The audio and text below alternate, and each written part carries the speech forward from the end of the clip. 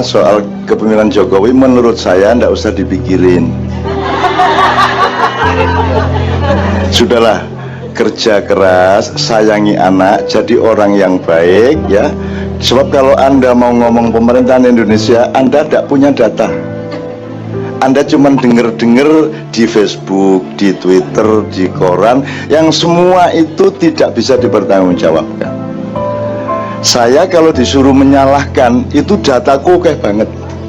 Dan kalau saya menyalahkan itu dengan data-data, itu tidak menambah kemaslahatan, tidak menyembuhkan apa-apa, mek nambahi wong ngelundase.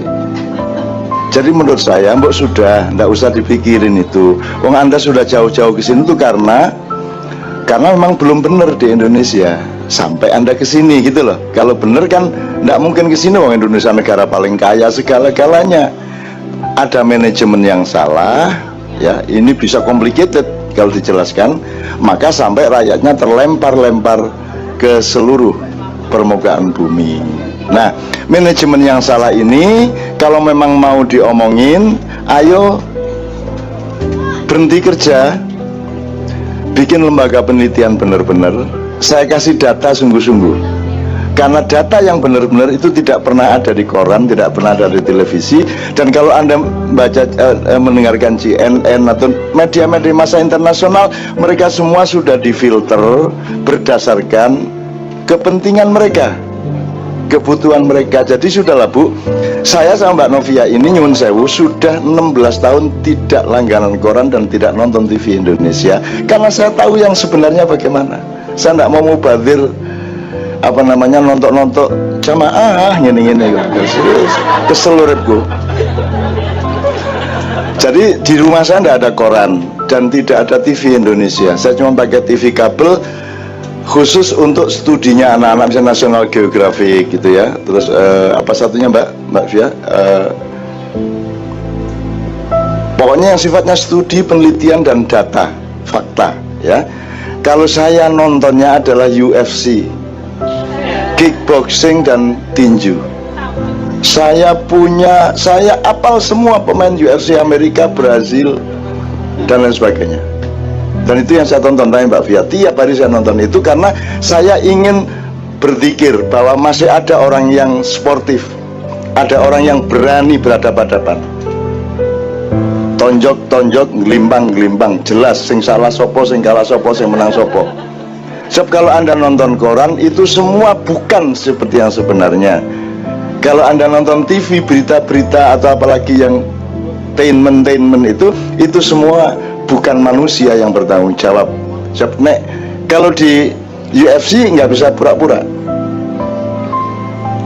Ya nggak bisa pura. Anda gulatnya pakai Roman atau Anda pakai Jiu-Jitsu Brazil atau itu jelas sing kalah sapa sing jadi di situ jantan.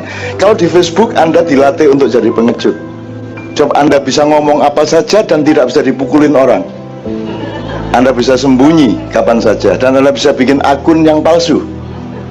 Jadi kalau saya shortcut Bu, ayo kita pilih kehidupan yang sportif. Gitu. Maksudnya sportif begini, yang baik itu sering ketemu, ketok, muwajah, bertatapan wajah satu sama lain. Sebab kalau kita ketemu gini, peluang untuk bohong itu dikit, karena kelihatan matanya, kelihatan wajahnya. Tapi kalau di Facebook itu ngentut tidak masalah, betul enggak?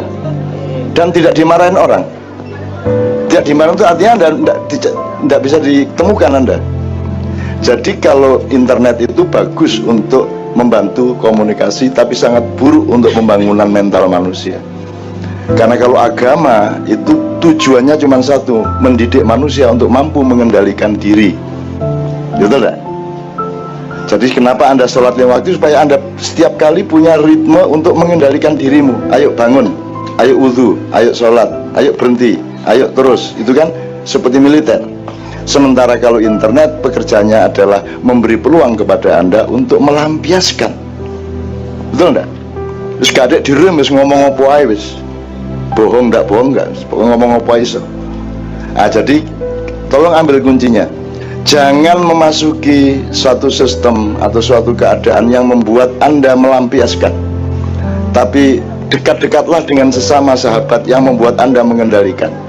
Karena Islam itu mengendalikan, kalau internet itu melampiaskan.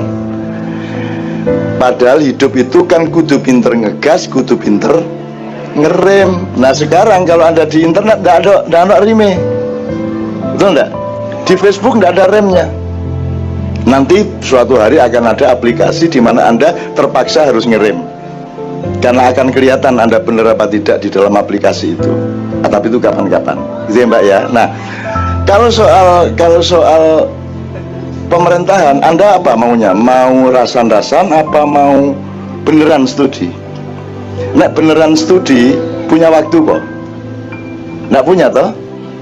Punya waktu bener untuk mempelajari. Sekarang sampean sudah tahu.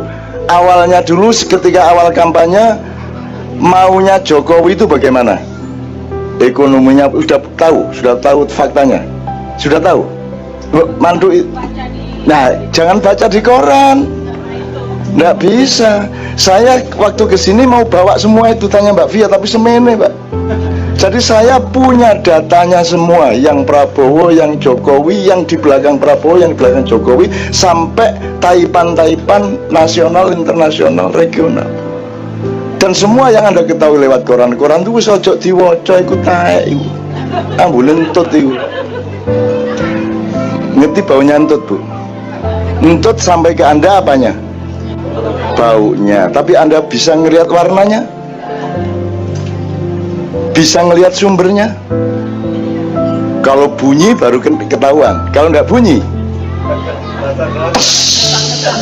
nah, jadi isinya media massa itu adalah bau kentut. Kita harus nyari siapa yang kentut sebenarnya. Nomor dua, kenapa kok kentut? Kok baunya seperti itu? Dia makan apa? Simbuan apa godong telo apa pete apa jengkol? Anda tidak akan tahu itu. Jadi menurut saya mubazir, ngerasani Jokowi, Prabowo, Soeharto, mubazir. Kalau mau tahu kebenarannya, studi beneran. Kalau saya sudah tidak mengakui mereka semua sejak awal. Nah, tapi itu doa aja wes. Jadi jangan tanya kepada saya, karena saya tidak pernah mengakui negara kita itu bukan negara. Nggak tak terus lagi gawat. Negara itu nggak kayak gitu. Pemerintah itu nggak kayak gitu. Presiden itu nggak kayak gitu. Jadi mau Jokowi mau siapa aja, selama masih seperti itu saya tidak akui. Tapi saya taat kepada hukumnya. Saya penduduk Indonesia, gitu ya Mbak ya.